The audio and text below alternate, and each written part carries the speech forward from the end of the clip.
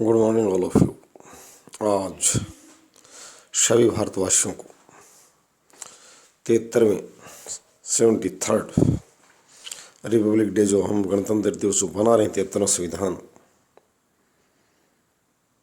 लागू होने का दिवस, गणतंत्र दिवस, देश का मुखिया वंशानुगत न होकर, किसी का बेटा न होकर, अप्रत्यक्ष रूप से जनता द्वारा निर्वाचित किया जाएगा।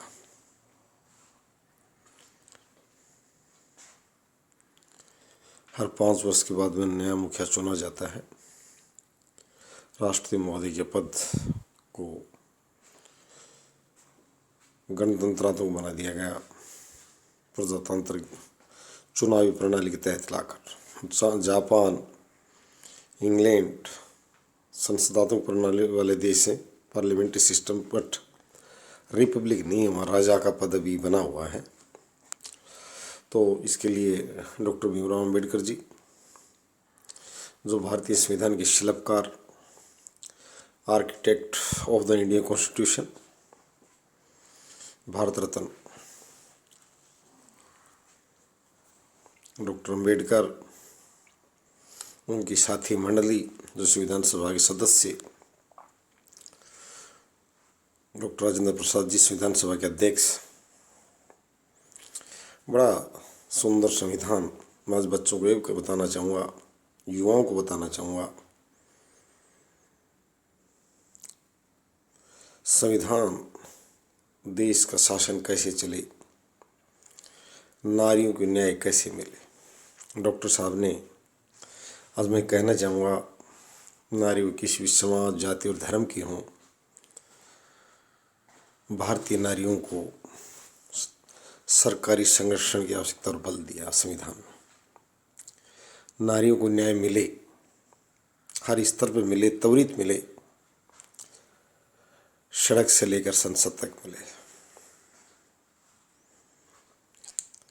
अभी सड़क पर चलती बेटियां सुरक्षित महसूस कर रही है, संसद में संख्या बल को महसूस कर रही है।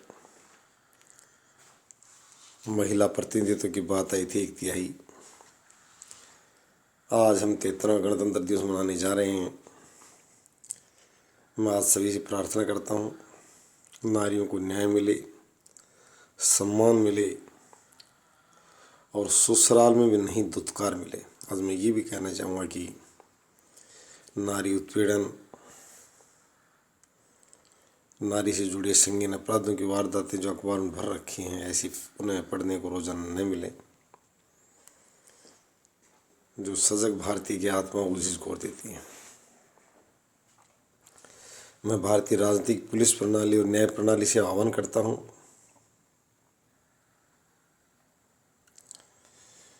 कि उत्पीड़कों को कुचलें। नहीं, आपके मुंह पर काला धब्बा बन जाएगा, मिटेगा नहीं है। तीनों प्रणालियों को आमंत्रित करता हूँ, एक को नहीं।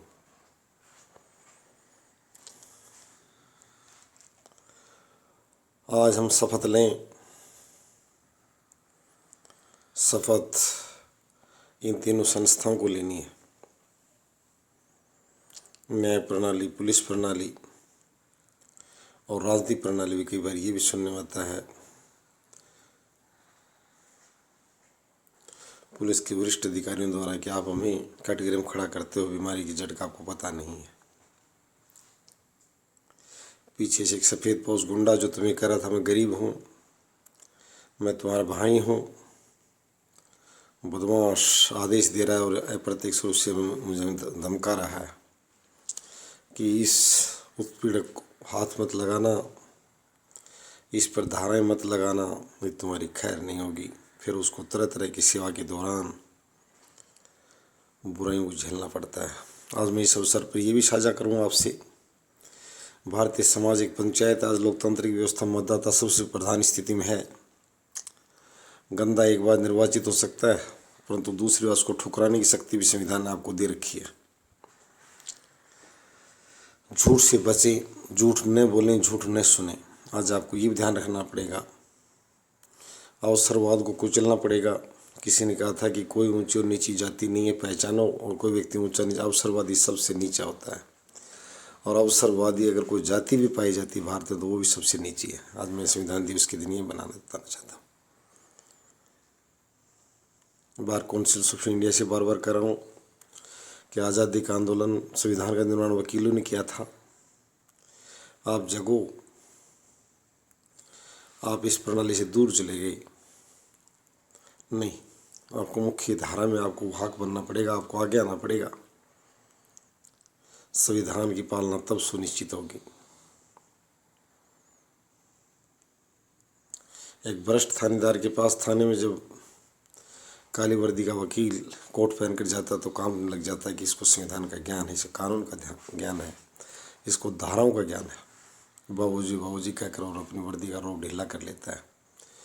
वही बात मैं आज कहना चाहता हूँ वकील लॉबी से और लॉ यूनिवर्सिटीज़ मैनेजमेंट के छात्रों से। 21वीं शताब्दी भारत की है, भारतीय युवाओं का देश, सबसे बड़े युवाओं वाला देश है, सबसे बड़ी युवा आबादी है। डॉक्टर्स, इंजीनियर्स यहाँ के बड़े जो बड़े थे उन्होंने विदेश में जाकर धाक दिखाई, यहाँ न दिखाकर। अब इंटरप्रीनियर्स, उद्यमी उभर रहे हैं। मैं उनको कह रहा हूँ उनका लगाव भी भारत में है, इसमें कोई दो राय नहीं है। ये एक शुभ संकेत है। इस गणतंत्र दिवस पर जो मैं साझा करना चाहता हूँ, भारतीय उद्यमी जो बच्चे तैयार हो रहे हैं वो भारत में अपना उद्यम लगाना चाहते हैं। कहते हैं बातों उद्यमशाला के मामले को लेकर व्यापार जगत पहले भी कहता था भारत व्यापार के मामले में एक अच्छी लाभ वाली जगह भी है, बहुत बड़ा बाजार है एशियन आबादी का भी इधर उधर से। तो हमें ये एशिया महाद्वीप विश्व की करीब 60% आबादी को कवर की है, वो ये क्षेत्र यही है। तो व्यापार की संभावनाएं असीम हैं। कनाडा और अमेरिका से ज़्यादा है, ऑस्ट्रेलिया ज़्यादा है, इसलिए लोग यहाँ उद्यमी बनने चल निकले हैं। और सरकार भी स्टार्टअप जैसे प्रोग्रामों को और पारदर्शी और स्पीडी बनाए। मैं अनुरोध करूँगा ताकि जीडीपी तेज़ी से बढ़े, तो नारी को न्याय मिले, नागरिकों को अधिकार मिले, सच्चाई और अच्छाई बढ़े, झूठ बोलने वालों का शमन हो। झूठ धोखे की श्रेणी में आता है। झूठ कोई न बोले, किसी स्तर पर न बोले। नेता और अभिनेता अच्छा दृश्य पेश करें।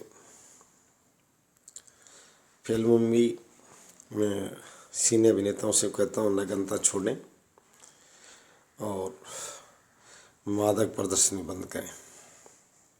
आज से ही बता रहा हूँ, ये भी हमारा संविधान ज़्यादा इजाज़त नहीं देता अश्लीलता और फोड़पन को। सुधरें और राष्ट्र निर्माण के लिए, समाज निर्माण के लिए सभी आगे आएं।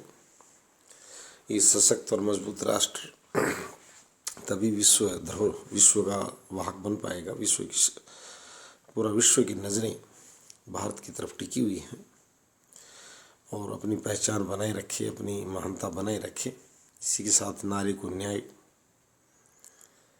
सड़क से लेकर संसद तक सुरक्षा अधिकार मिले, उत्पीड़न बंद हो, न्यायालय अपराधियों के शमन के लिए चिट्ठा पेश करें।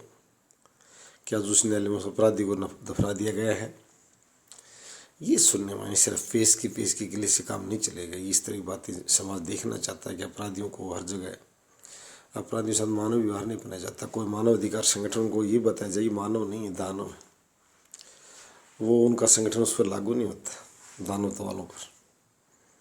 मैं मानव अधिकार आयोग से बताना चाहूँगा कि बिल्कुल मानव अधिकारों की बात की जाए, सुनिश्चित किया जाए, परंतु दानवता जब ग्रहण कर लेता है वहाँ वो अधिकार निष्प्रभावी हो जाता है।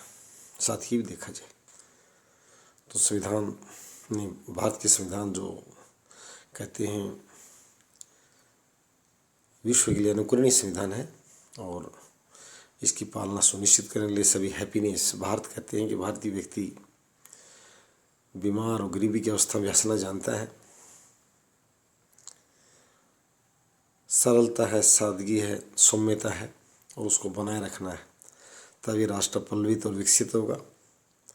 एक दूसरे का सम्मान करना है और सच्चाई अच्छाई को बढ़ाना है। इन्हीं बातों के साथ सभी को पुनः 73वें गणतंत्र दिवस की हार्दिक शुभकामनाएं के साथ पुनः नमन। जय भारत, धन्यवाद।